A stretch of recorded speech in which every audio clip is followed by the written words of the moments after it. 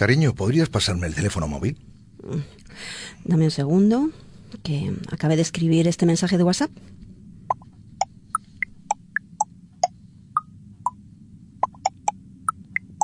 Bueno, este ordenador a veces pareciera que tiene vida propia. Cuanta más prisa tengo, más lento reacciona. Toma, aquí tienes tu smartphone. Gracias. Esta noche me gustaría pedir comida india. ¿Sabes si hay algún restaurante por la zona? Ahora mismo te lo confirmo. Alexia, indícame cuál es el restaurante de comida india más cercano a nuestra casa. ¿Y? Tenemos suerte. Hay 1 a 2 manzanas. Perfecto. Iré acabando con esto y pediré algo para la cena. Vaya, me estoy quedando sin batería.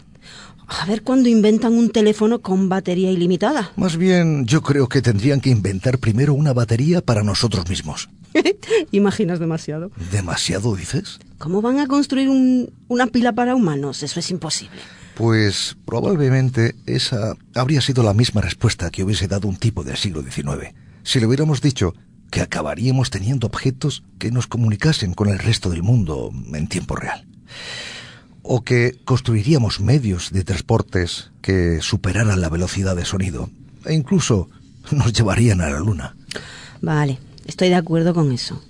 Pero, ¿no crees que el hecho de que hayamos alcanzado los niveles de tecnología actual no significa que podamos lograr todo lo que se nos pase por la cabeza? Pienso que nuestros límites los ponemos nosotros mismos.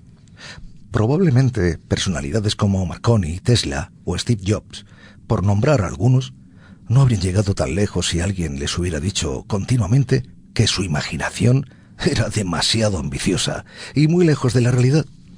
¿A dónde quieres llegar con esto? A la simple idea de que estamos tan acostumbrados a ver todo esto como normal cuando no lo es.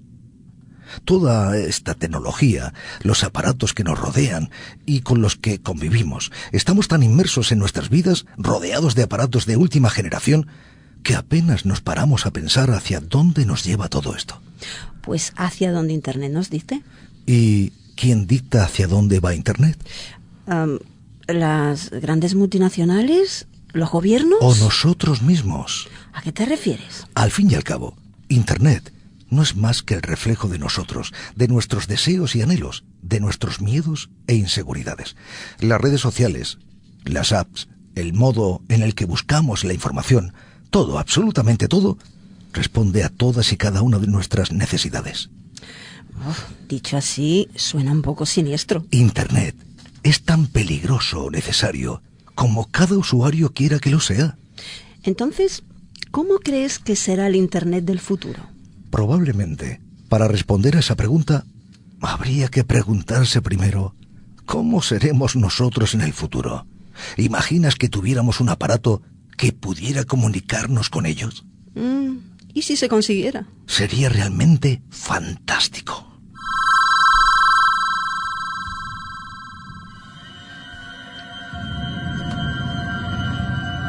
Sí, es el Internet del futuro.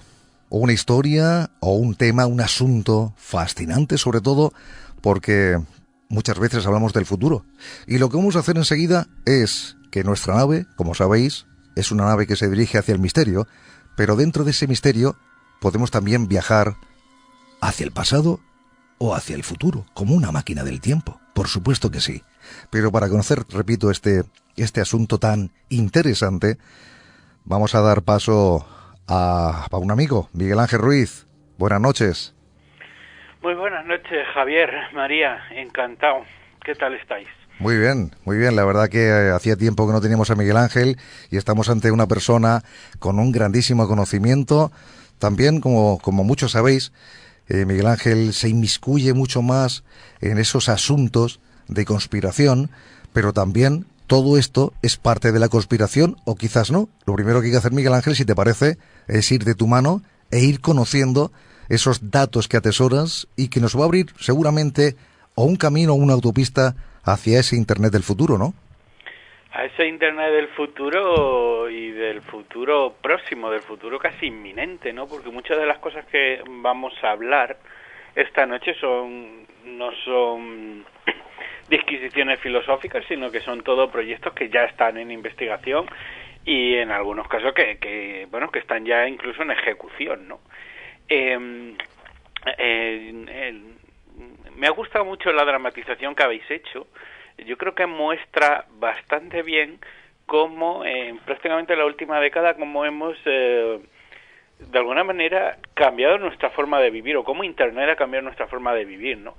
Cómo a golpe de clic, ¿no? Podéis encontrar un restaurante, podéis tener, simplemente preguntando a una máquina, algo que hubiera sido de pura ciencia ficción hace unos años, ¿no? Preguntarle a Alexa dónde hay un restaurante cercano, ¿no? Ese tipo de cosas que cada vez nos parecen más cotidianas,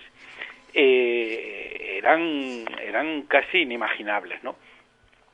Pero quizás es lo que difiera un poco, ¿no? de la dramatización en ese punto en el que quién decide cómo va a ser Internet. Y la verdad es que hay que tener una cosa clara, ¿no? Igual que prácticamente los primeros... hay que tener claro dos cosas. Una es que la tecnología tiene la capacidad de transformar la sociedad, a veces mucho más que las ideas, ¿no? Si miramos atrás, ahí vemos, por ejemplo, el ferrocarril, la imprenta, el teléfono, el automóvil, etcétera, etcétera, la máquina de vapor, que han sido quizás los elementos que han sido han causado grandes cambios o transformaciones sociales, ¿no? Y que de alguna manera son inventos fortuitos, ¿no? Digamos que fueron cosas que la humanidad encontró y a raíz de que las promocionó, a raíz de que las fabricó en serie, cambiamos, ¿no? Pero de hace un tiempo prácticamente en el siglo XX, muchas de las cosas o de los inventos, las tecnologías que han transformado la sociedad, no son tanto ya encuentros fortuitos, sino son apuestas industriales, apuestas de sectores tecnológicos, ¿no? Y las necesidades, esas necesidades que nos da Internet, no siempre son necesidades humanas, muchas veces son necesidades creadas. Mira, os voy a poner un ejemplo que yo creo que probablemente os llame la atención y no sé si estaréis de acuerdo, pero mira, en España, en 1995, prácticamente nadie tenía un teléfono móvil. Incluso si veíamos a alguien por la calle con un teléfono, que además entonces eran como unos ladrillos y tal, nos reímos de él, ¿no? En 1997 en España había ya 4 millones de teléfonos móviles.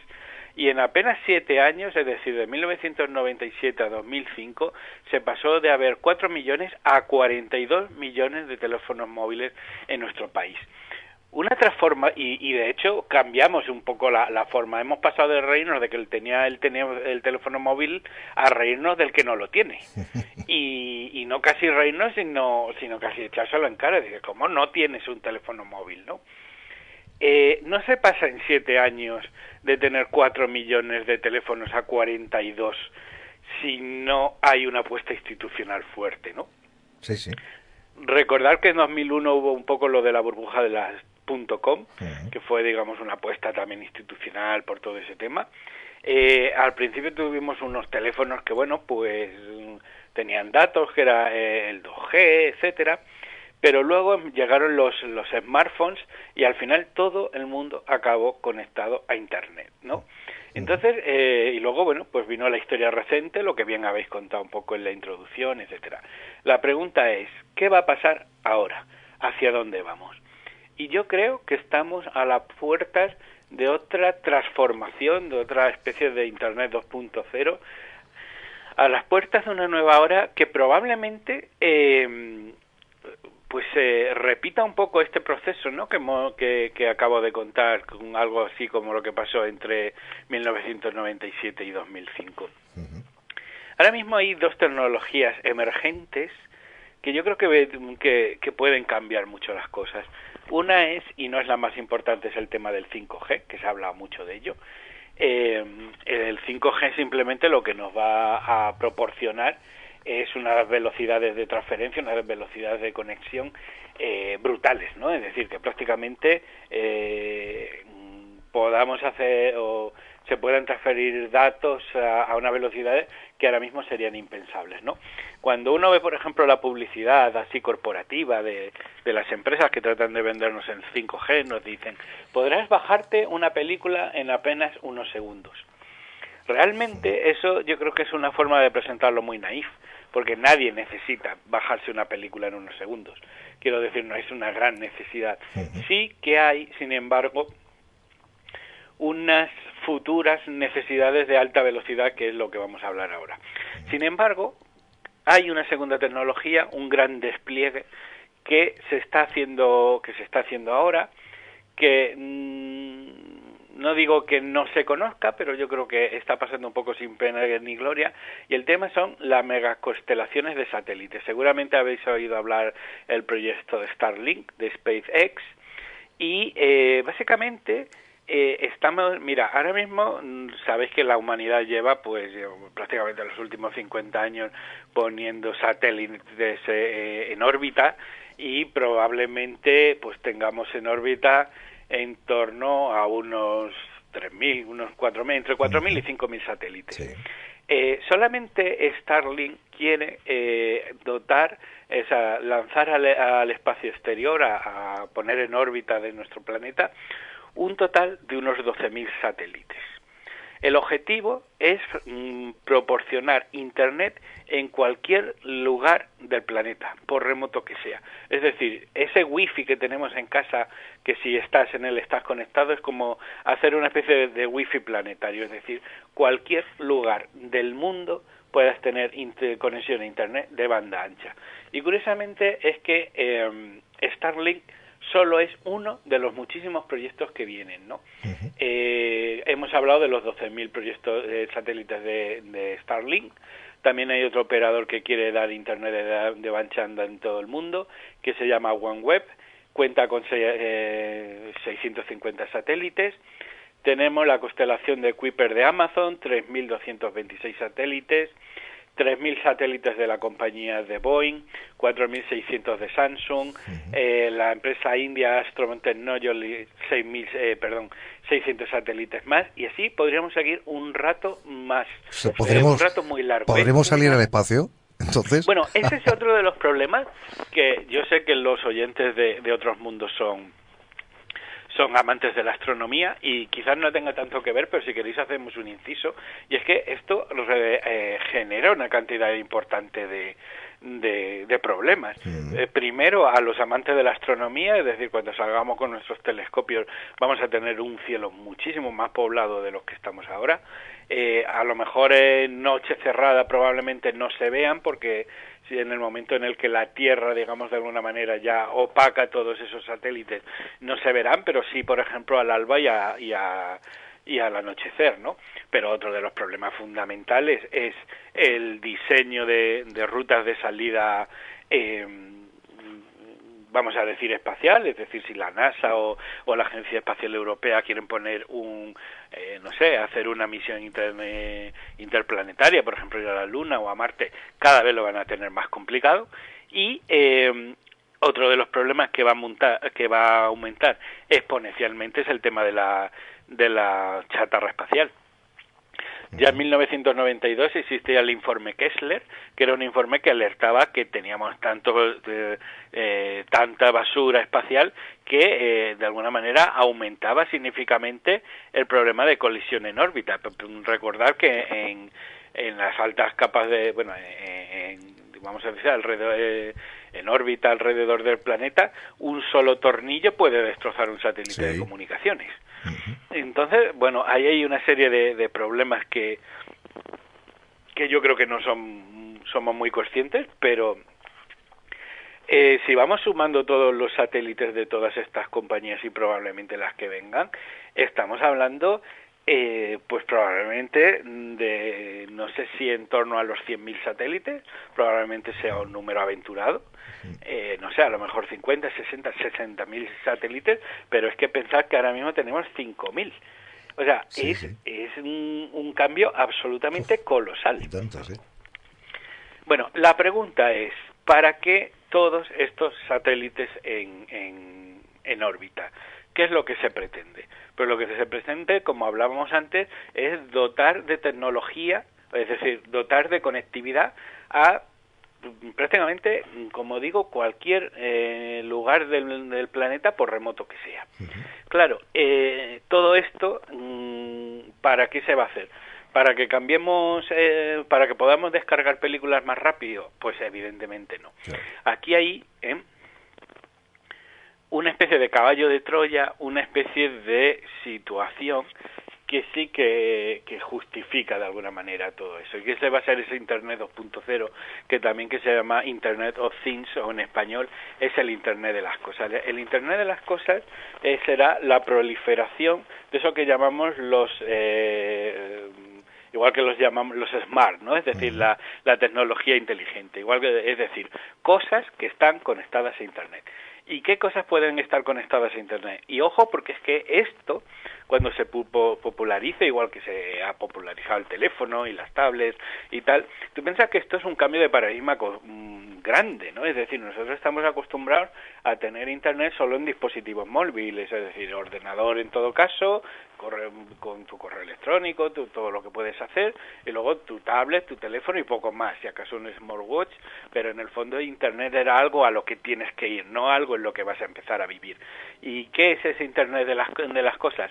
Es que prácticamente ir dotando de cierta inteligencia artificial, de cierta capacidad de conexión, de conectividad en definitiva, a prácticamente cualquier objeto que os imaginéis. Con esto vamos a tener casas inteligentes que van a más o menos a saber cuándo entras, cuándo sales, que tú desde lo que se ha llamado domótica tradicionalmente, ¿no? En el que vas a poder encender la calefacción a distancia, en el que vas a poder, no sé, detectar si alguien entra o no. Tendremos botones inteligentes, botones que, por ejemplo, simplemente pulsando un botón, pues no sé, en una lavadora se podrá hacer un pedido de detergente de forma remota, como si lo pidieras a Amazon, cubos de basura inteligente en el que van detectando qué productos tienes, si reciclas, si no, balizas de informativas por proximidad, es decir, que tú, pues no sé, si tienes, por ejemplo, una imprenta en el centro de Murcia, pues que le salga información a la gente que pasa cerca de tu imprenta, en su teléfono móvil, por ejemplo, les puede aparecer publicidad, ¿no? Tendremos espejos inteligentes, es decir, que no deja de ser una cámara mientras tú te ves al espejo, el espejo te ve a ti, ¿no? Entonces es una cámara con inteligencia artificial que podrán hacer diagnósticos de salud. Si has dormido bien... Miguel Ángel, vamos a hacer una cosita, por favor, porque no sé si tendrá que ver con Internet o no. Espero que esto que estamos hablando, pero llega con una fritura tu voz. No sé, sabemos si es por la llamada, la línea o... Pues, si quieres cambiamos al móvil, yo estoy desde un fijo y os dije el fijo porque creía que tenía mejor calidad. Efectivamente, las cosas sabes tú cómo son. Bueno, pues, que al final ya todo es lo mismo, claro. Te llamamos entonces al móvil, ¿eh? Como queráis. Rápidamente. Muy bien, gracias.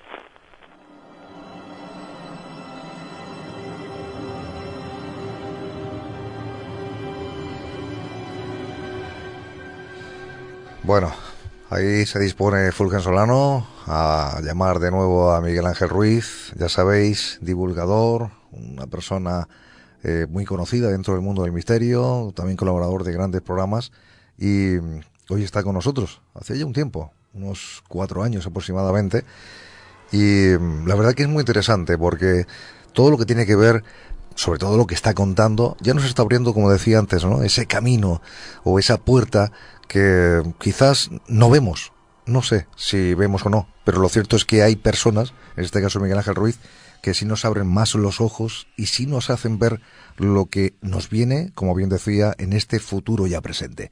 Seguimos, Miguel Ángel. Muy buenas, espero que me oigáis con mayor claridad ahora, ¿puede ser? Sí, por lo menos no tenemos esa fritura, repito, que hacía casi imposible entenderte. Iba a más, no iba a menos. Sí, bueno, pues fíjate. Entonces que pensábamos que al final esto del móvil, mira, superaba al otro. Bueno, como decía, estábamos en toda esa tecnología conectada a Internet que lo que va a hacer es que de alguna manera vivamos en entornos inteligentes, ¿no? Podríamos seguir un rato muy largo contando prácticamente lo que es estas aplicaciones del Internet de las cosas, ¿no? Teléfonos inteligentes, maleta robot, una maleta que te sigue, una maleta que se informa si se pierde, informa de su ubicación, ciudades inteligentes que se autorregulan de forma de tráfico, estanterías inteligentes que detectan si falta algún producto y te informan, bolígrafos inteligentes, bolígrafos que cuando tú escribes, ellos van con esto que se llama OCR, con el reconocimiento óptico de caracteres, detectando lo que escribes y lo subes a la red, con lo cual lo que escribes directamente luego lo puedes, de alguna manera se almacena en Internet y lo puedes ir bajando, etcétera, etcétera. Entornos inteligentes, que básicamente pues serían sitios que detectan tu presencia y dependiendo de dónde estás te dan unas funcionalidades u otras, etcétera. Como veis, prácticamente en casi todos los elementos que hemos dicho, hemos llamado ese SMART, que en español lo traducimos por inteligencia, por inteligente, pero como dice mi querido y admirado Pedro Baños, cuando a un dispositivo le ponemos el apellido inteligente, ese inteligente quiere decir espía. Y ahí empieza uno de los grandes problemas que va a pasar. No solo es el tema de perder la privacidad, entender que, fíjate, solamente teniendo hasta ahora, ¿no? Soy simplemente esas grandes agencias de espionaje, etcétera, fundamentalmente la NSA, ¿no? Que conocemos todas sus actividades por las filtraciones de Edward Snowden, que fue la primera persona que expuso el sistema masivo de espionaje que practicaba Estados Unidos. Todo lo que averiguaron de nosotros prácticamente solo lo han hecho espiándonos el correo electrónico, el Internet y el móvil. Imaginad cuando nosotros vivamos en entornos inteligentes, cuando prácticamente todas las actividades que una persona realiza puedan ser de alguna manera monitorizadas, ¿no?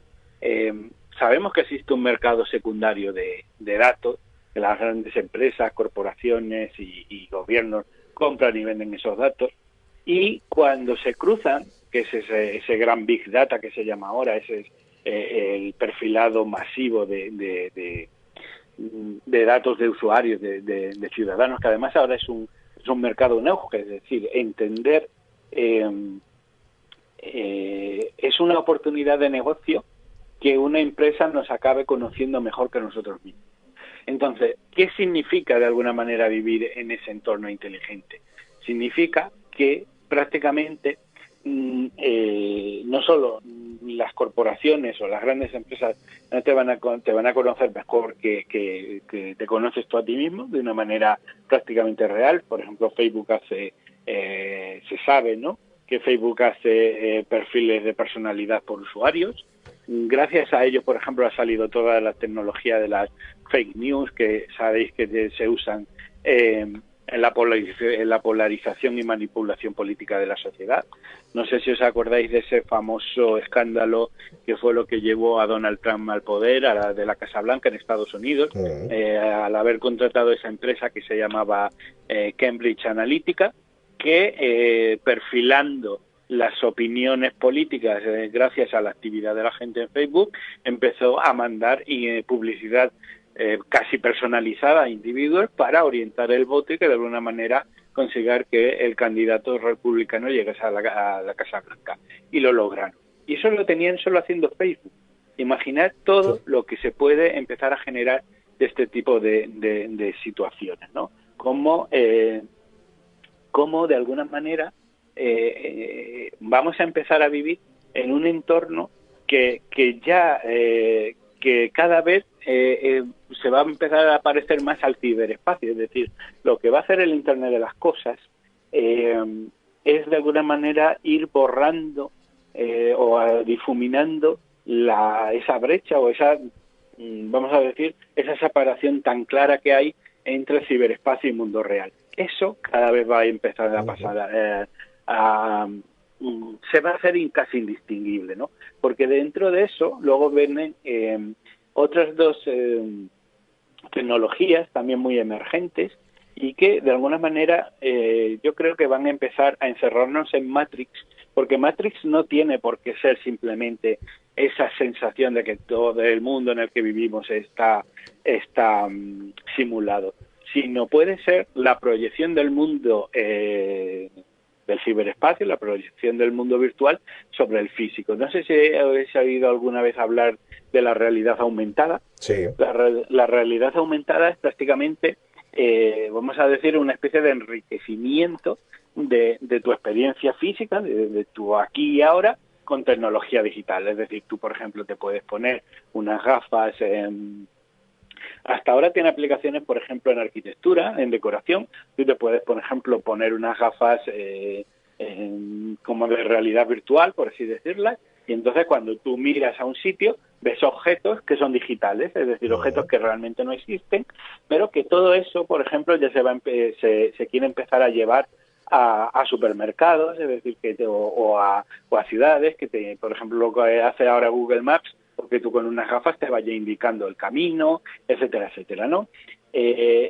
Todo esto prácticamente puede tener un efecto muy nocivo, ¿no? Porque cuando se habla generalmente, y es una de las cosas que más quiero llamar la atención sobre nuestros oyentes, normalmente estamos expuestos a mucha publicidad, cuando nos venden este tipo de cosas, generalmente lo oímos desde la industria, que lo que hace es vender, por ejemplo, todas las bondades, todas las virtudes de todo este tipo de tecnologías, entre otras cosas porque quieren monetizarlas, ¿no? Quieren generar beneficios. Pero sí que hay, yo creo, una generación de psicólogos, sociólogos, etcétera, aterrados sobre las posibles implicaciones que va a tener esto.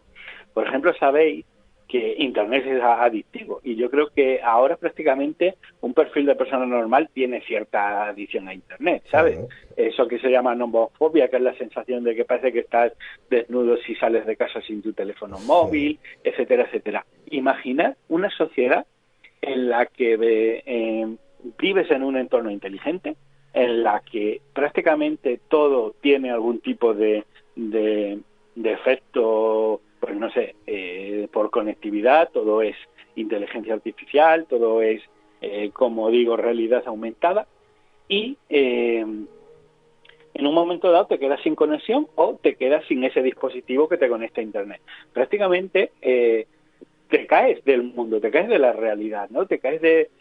Existirá también lo que ahora mismo se llama, bueno, pues eso, personas en riesgo de exclusión social. Llegará un momento en el que pueda haber un riesgo de exclusión digital, es decir, una persona que no esté conectada a Internet en el futuro va a tener muchos problemas, y de hecho es una cosa que ya prácticamente ya casi pasa, ¿no? Alguien que, por ejemplo, quiera buscar empleo y no tenga teléfono móvil o no tenga correo electrónico, prácticamente está fuera de ese mundo, y esto es cierto cada vez en más campos de la vida. Es decir, por ejemplo, simplemente una persona que quiera buscar pareja y que no tenga móvil, que no tenga Tinder, que no tenga acceso digital, prácticamente cada vez lo tiene más difícil, y seguro que a nuestros oyentes cada vez se les estarán ocurriendo un montón de ejemplos de cosas que a día de hoy son cotidianas, pero que alguien que no tenga Internet prácticamente empezaría a ser casi un paria, ¿no? Sí. Es cierto esto, ¿eh? Yo quería preguntarte, ¿es posible, no sé si ya existirá, o es el principio, o está por venir en breve, puede que exista dos Internet? Es decir, por ejemplo, hay un medio de transporte o medios de transporte, el tren, vehículos, el avión, y está, por ejemplo, ese futuro presente también, ese Hyperloop. Pero ¿sería posible que hay personas que vamos todos por un camino y hay otros, entre comillas, elegidos que son los que utilizan ese Internet para las altas cúpulas? A ver, claro, es que aquí esa es muy buena perspectiva, introduce otra problemática, y es que nosotros Internet, cuando lo conocimos, cuando empezó, que era como una especie de mundo de libertad, y la gente que diseñó vamos a decir, los fundamentos de Internet, de ese famoso protocolo TCP/IP, ¿no? lo concebía como un mundo de libertad, y probablemente fue así en los 80, incluso parte de los 90, pero Internet ahora se ha jerarquizado y Internet ahora mismo es absolutamente propiedad de las grandes corporaciones, ¿no? Entonces, claro, la pregunta es, ¿puede existir un Internet de dos velocidades? Si yo por ejemplo, soy una persona muy rica y tengo, vamos a decir, un Internet de pago, el tuyo, ¿tendré, vamos a decir, más privilegios?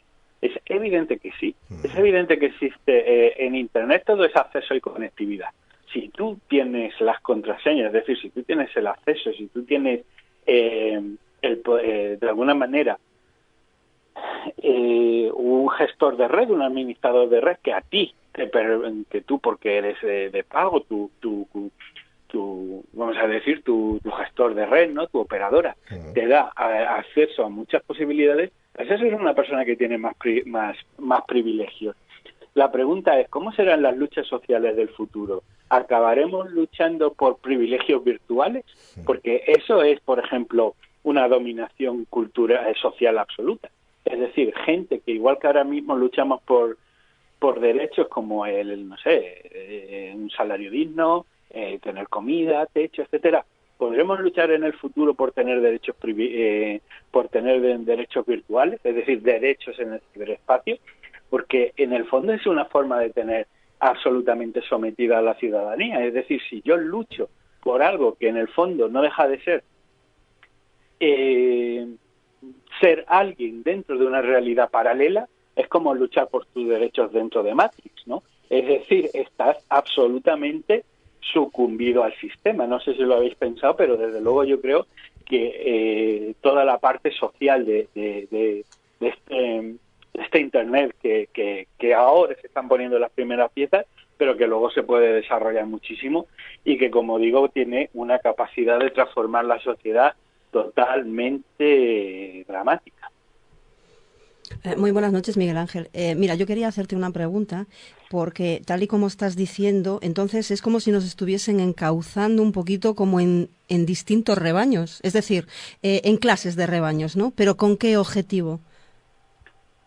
Bueno, pero pues el objetivo que ha tenido la humanidad desde el principio de los tiempos, es decir, cualquier sistema político social o cualquier imperio siempre ha tenido una voluntad de dominar. Por ejemplo, los censos, los primeros censos que se conocen de la historia de la humanidad. Recordar, por ejemplo, en la Biblia, cuando me parece que Jesús y María salen de Nazaret, etcétera, bueno, porque ahí no sé si era entonces Herodes el Grande, etcétera, no soy un experto, pero hace uno de esos censos entonces. ¿Y cuál era el objetivo ese? Simplemente tener censada su población, saber cuánta gente había, conocerles, etcétera, etcétera. Eso es tan viejo como en la historia de la humanidad. Entonces, pensad una cosa, si el Internet que conocemos hasta ahora, que además era un Internet, yo creo que para muchas cosas bastante amable, se ha llegado a hacer todo lo que se ha hecho a nivel de espionaje, todo lo que reveló Edward Snowden, todos aquellos sistemas secretos de X-Corp, Prince, etcétera, etcétera, en el que prácticamente se sabe que grababan todo. De hecho, Snowden cuenta como en Utah existe un centro de datos, que es un centro de datos en el que Estados Unidos graba todos los datos del mundo, o sea, todos los datos que él puede recoger, que son del todo el planeta, y los graba a perpetuidad. Eso que a nosotros nos cuentan de protección de datos, etcétera, es una fina capa que existe para los ciudadanos, pero a altas instancias se hacen barbaridades. Entonces, yo pregunto si las mismas lógicas que se han hecho con este Internet que nosotros conocemos y han acabado en un sistema masivo de espionaje global, se aplican a un Internet del futuro. Realmente lo que se perfila es una sociedad que va a estar absolutamente controlada, ¿no? Además hay un tema más que no hemos hablado y que también es muy preocupante y que también nos viene del famoso Elon Musk, que es el tema del Neuralink. Elon Musk lo que quiere es que nosotros acabemos conectando el cerebro a Internet, es decir, ese famoso interfaz cerebro-computador en el cual, pues la conectividad ya no sea desde un dispositivo, sino sea también hacia tu cerebro. Si nosotros con los teléfonos móviles de los 90 llevamos años hablando de privacidad, de tu vida, tus datos, si tú conectas tu cerebro a Internet, lo que está ahora en riesgo va a ser la privacidad mental. Todo este tipo de cosas no tienen sentido si uno no, de alguna manera, no va viendo todo lo que hay ahora mismo en desarrollo, pero sobre todo en investigación. Yo llevo años colectando noticias de proyectos de investigación de vanguardia de universidades de todo el mundo, y hay dos factores que me llaman mucho la atención. Es cómo existen desarrollos para aprender a leer palabras en un cerebro, es decir, es un proyecto de investigación que te ponen como un casco con un montón de vamos a decir, de pequeños sensores, de pequeños, como cuando te hacen un electroshock, electrodos. En el electrodos en el cerebro, pero simplemente leen, son sensores, ¿no? Y entonces, desde hace años, por ejemplo, te decíamos, piensa una palabra, y el ordenador, es decir, el proyecto de investigación, lo que han tratado es de poder leer pensamientos en el cerebro. Y, por ejemplo, también existen otros proyectos de investigación en el que se pueden leer imágenes, es decir, cuando tú evocas una imagen en tu cerebro, el ordenador dice, mira, pues estoy pensando en un gato, y dibujan el gato, y eso ya se ha logrado. Y otra de las cosas que se ha hecho no es tanto registrar sueños, no tanto ser capaz de grabar los sueños, pero sí por lo menos además esto no es ciencia ficción, de verdad que esto ya existe. Uh-huh. Lo que pasa que todavía está en investigación. Consiguieron en un sueño transcribir todos los diálogos que una persona tiene en un sueño, ¿no? Imaginarse, 15 años en el futuro, en el que, por ejemplo, se haya de alguna manera popularizado esos chips de Neuralink, la gente se conecte a Internet a través de su cerebro. Si la NSA nos ha estado espiando y solamente teníamos un teléfono que podías apagar, cuando tú tengas un chip Neuralink que de alguna manera te conecta a Internet a nivel cerebral, ¿quién puede decir que, por ejemplo, una agencia de espionaje no está incluso grabando tus sueños? Todo ese tipo de cosas, quieras que no, están ahí. Ya las tenemos prácticamente encima, aunque no nos demos cuenta, porque están en desarrollo y están planteadas. Y hay gente que ahora habla ya de neuroderecho, neuroética, es decir, ¿dónde está el límite ético de toda esta revolución tecnológica? Y ese yo creo que es el gran tema, la gran preocupación que trae este futuro de Internet.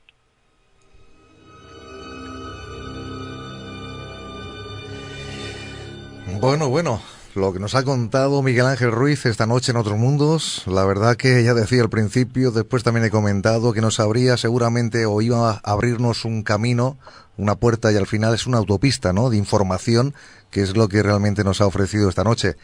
Miguel Ángel, quiero enviarte un abrazo muy grande porque el tiempo corre que vuela y yo creo que Internet también nos empuja a ello, ya que estábamos hablando de este Internet del futuro, que como también has dicho tú, es un Internet de futuro, pero de un futuro presente, ¿no? La verdad que da un poquito de miedo, o bastante miedo, según se mire, y no quiero ni pensar lo que pasará dentro de muchos más años, porque si avanza la tecnología, avanza Internet, cuántas cosas nos tiene deparado ahí todavía oculto este Internet del futuro, que hoy ha sido protagonista en Otros Mundos gracias a un excelente divulgador como Miguel Ángel Ruiz. Muchísimas gracias.